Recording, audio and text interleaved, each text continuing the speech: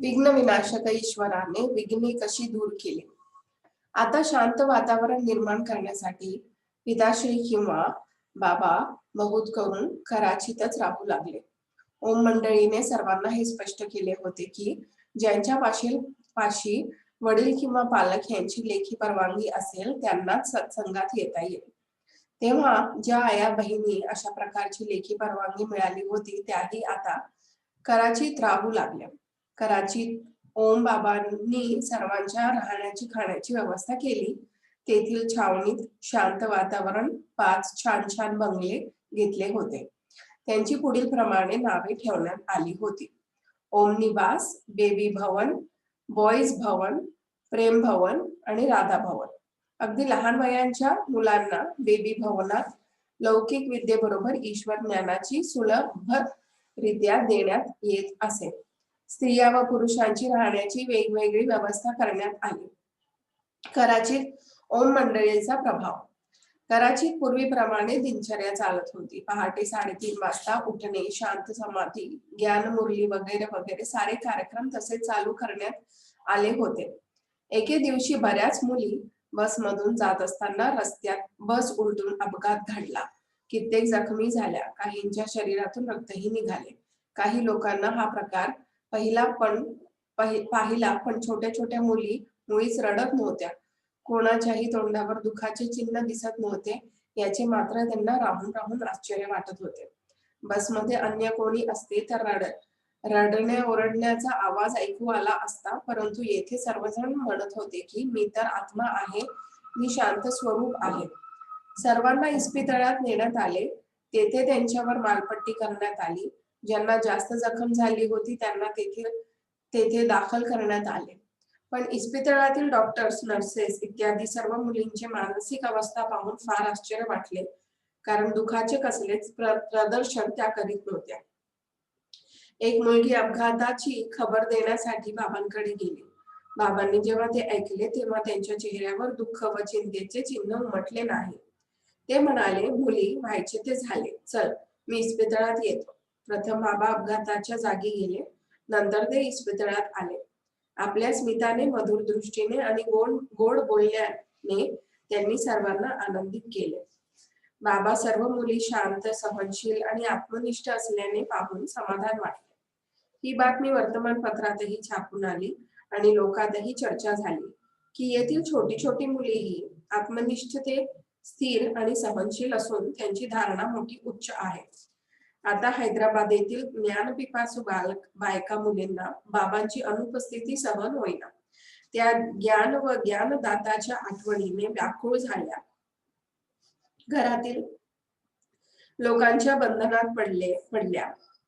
त्या श्रीमद भागवत प्रसिद्ध गोपी जेव्हा एकमेकांना भेटत होत्या तेव्हा परमपिता परमात्मा व त्यांचे ज्ञानामृत याविषयी त्यांना लागलेली तळमळ व त्यांच्या विरह वेदना यांचे दृश्य मोठे हृदयस्पर्शी होते असे. या रडत रडत एकमेकांना विचारेल, अगं जमुना, अगं यशोदा, अगं राधा, सांग ना कुठे गेला माझा घनश्याम. सख्यांनो, मी इथे पाहिलं, तिथे पाहिलं, माझा घनश्याम गेला तरी कुठे. आई, अगं आई, ओम राधे कुठे गेले ग आमचे बाबा. एके दिवशी तर आपली सर्व बंधने तोडून सुमारे 15 मुली कराचीत येऊन पोहोचल्या. त्यावेळी त्यांच्या मनात पवित्रतेचा हा पाठ घोळला असेल.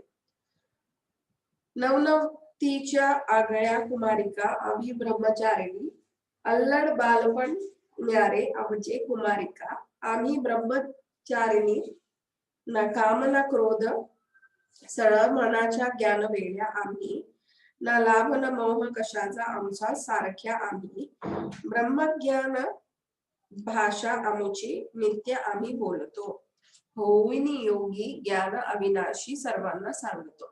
गोकुळीच्या आम्ही अनुसूया बाई, तू पिंजऱ्यातील मैना, मधुबनच्या आम्ही गोपिका, भुलवी तुझला दाग दागिना. तेथून ओम मंडळीने त्यांच्या नातेवाईकांना कळविले की त्या येथे सुखरूप येऊन पोहोचल्या आहेत.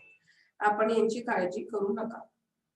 इतके सारे प्रयत्न करूनही ज्ञानभिलाषी बायका मुली आमची बंधने तोडून मुक्त झालेल्या आहेत. एकानंतर एक उपाय योजना काही ही निष्पन्न होत नाही असे जेव्हा अँटी मंडळींच्या सदस्यांना व इतर लोकांना पाहिले तेव्हा त्यांनी दुसरा एक मार्ग अवलंबिला. तेथील नेत्यांनी सिंगाच्या मंत्रिमंडळावर दबाव आणण्यास प्रारंभ केला. त्यावेळी अल्लाह बक्ष यांचे मंत्रिमंडळ होते. त्यातील हिंदू मंत्र्यांना त्यांनी मुख्यमंत्र्यांना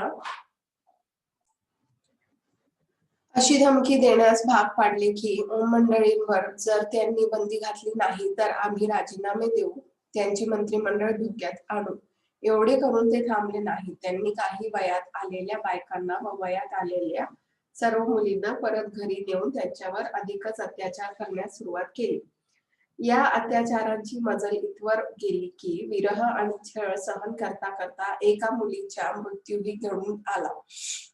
दुसरीकडे त्यांनी वर्तमानपत्राच्या संपादकांना चितावले आणि आपल्या पैशा व पदाच्या बळाद्वारे त्यांच्यावर दबाव आणून त्यांना ओम मंडळी विरुद्ध अग्रलेख लिहिण्यास भाग पाडले.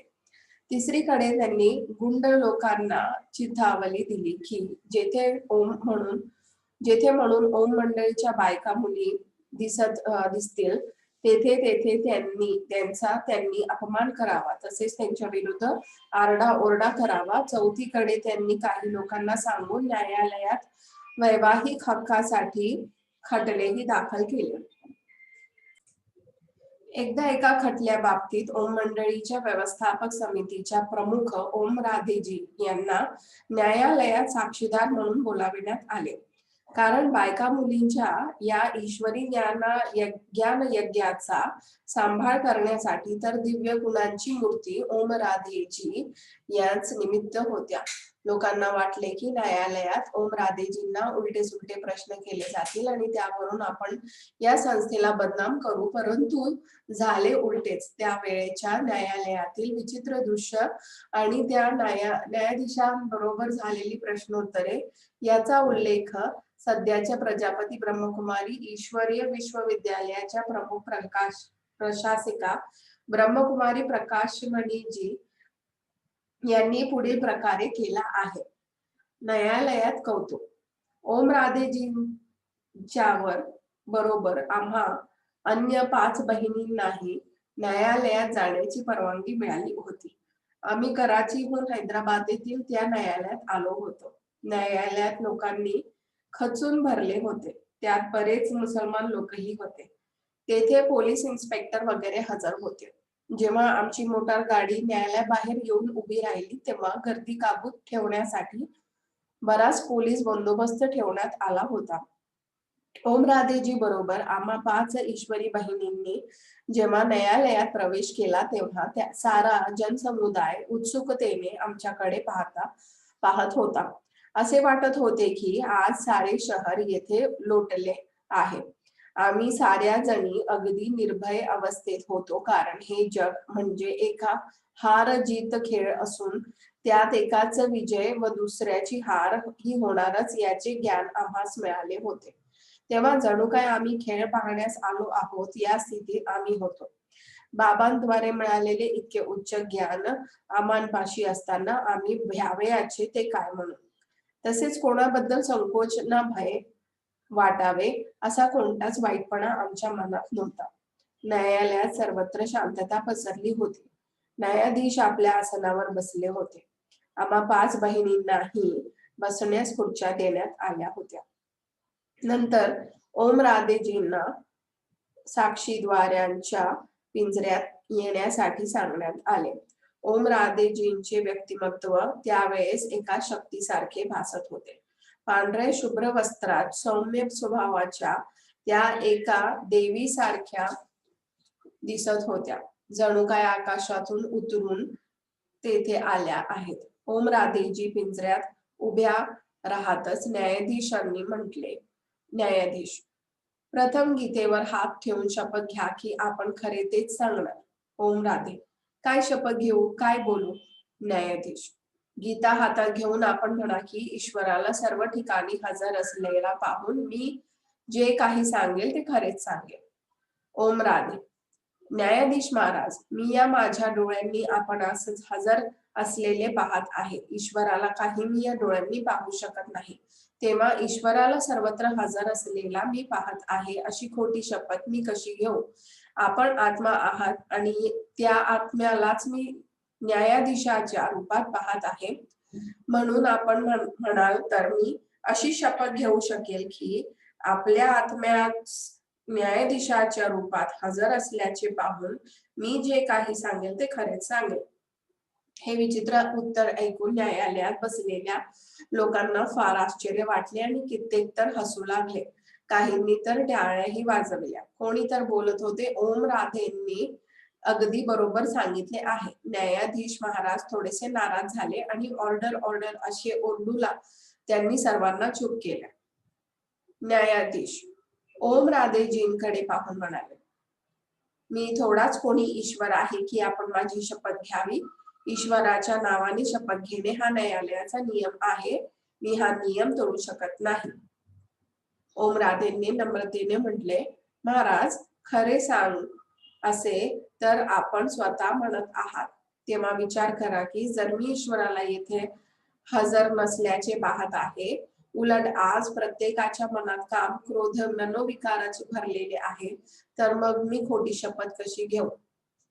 न्यायाधीश थोड्या रागाने म्हणाले, हे न्यायालय आहे, सत्संग नव्हे, जेथे आपण मला ज्ञान सांगू लागल्या आहात. येथे कायदा चालतो. जर आपण हा कायदा मोडला तर न्यायालयाचा अपमान केल्याचा अपराध खाली आपणास गिरफ्तार केले जाईल. ओम राधेंनी शक्ती रूपात निर्भय होऊन म्हटले, जसे आपणास या न्यायालयाचा अपमान होऊ नये असे वाटते, तसेच आपला आणि आम्हा सर्वांचा परमपिता असलेला ईश्वराचा अपमान मी कशी बरी करू शकेल? गीतेतही भगवंतांनी म्हटले आहे, जेव्हा धर्माची अतिग्लानी होते तेव्हा मी येतो. तेव्हा भगवंत या जगात हजर कसे असणार? परमात्मा तर ज्ञान स्वरूप, आनंद स्वरूप, प्रेम स्वरूप आणि निर्विकारी आहे. पण आज मात्र प्रत्येकाच्या मनात काम, क्रोधादी विकार व अशांती आहे. तेव्हा परम पवित्र परमात्मा सर्वांमध्ये हजर कसा असू शकेल? त्यावेळेस ओम राधेजींचे वय सुमारे 21 वर्षांचे होते. त्यांनी निर्भीडपणे दिलेले असे विवेकयुक्त उत्तरे ऐकून लोकांना आश्चर्य तोंडी बोट घातली. अँटी ओम मंडळींच्या तेथे उपस्थित असलेल्या लोकांच्या मनालाही या खऱ्या गोष्टी पटत असल्याचे दिसत होते. आज असे कौतुक घडले असे कोणालाही वाटले नव्हते. कायद्याने बांधलेल्या न्यायाधीशांना आपले कर्तव्य बजावणे भाग होते.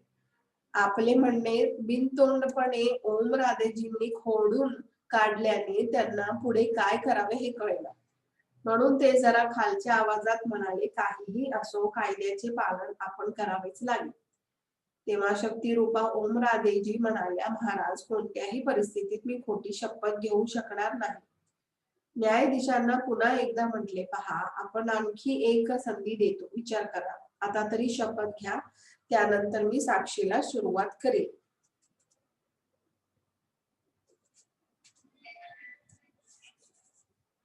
ओम राधेजींनी पुन्हा ठासून सांगितले, महाराज मी नीट विचार करूनच बोलते आहे. आता न्यायाधीश काय करावे या विचारात पडले.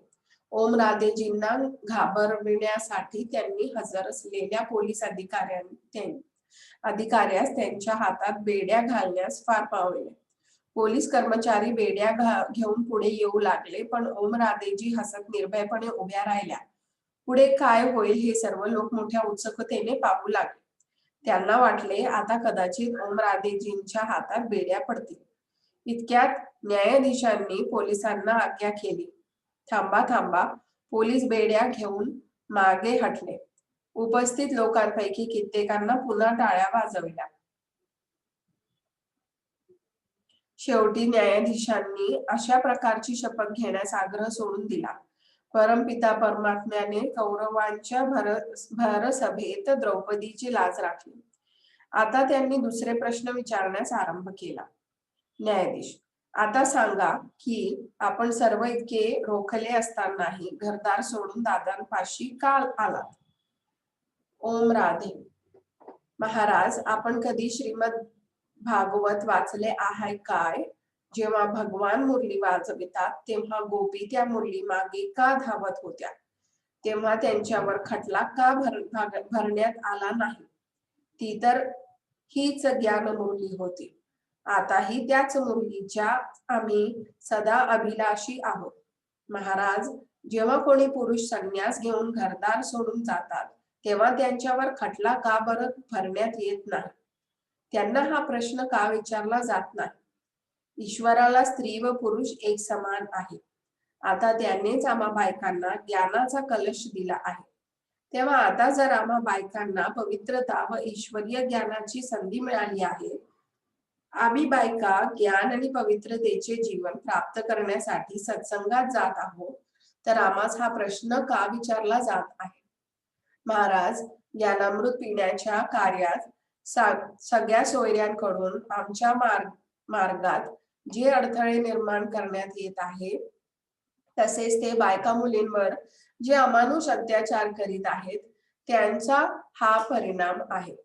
अशा प्रकारे न्यायाधीशांनी ओळखले आणखी कित्येक प्रश्न केले. उदाहरणार्थ एक प्रश्न होता, न्यायाधीश, आपल्या सर्वांच्या डोळ्यात घालण्यासाठी दादा कोणत्या सुरमा व अंजन देतात? ओम राधे. महाराज, आपण शास्त्राचा अभ्यास केला आहे काय? न्यायाधीश, हो, काहीसा केला आहे. ओम राधे. तर आपल्या वाचनात आले असेल की ईश्वरी ज्ञानाला अंजन असे म्हणतात.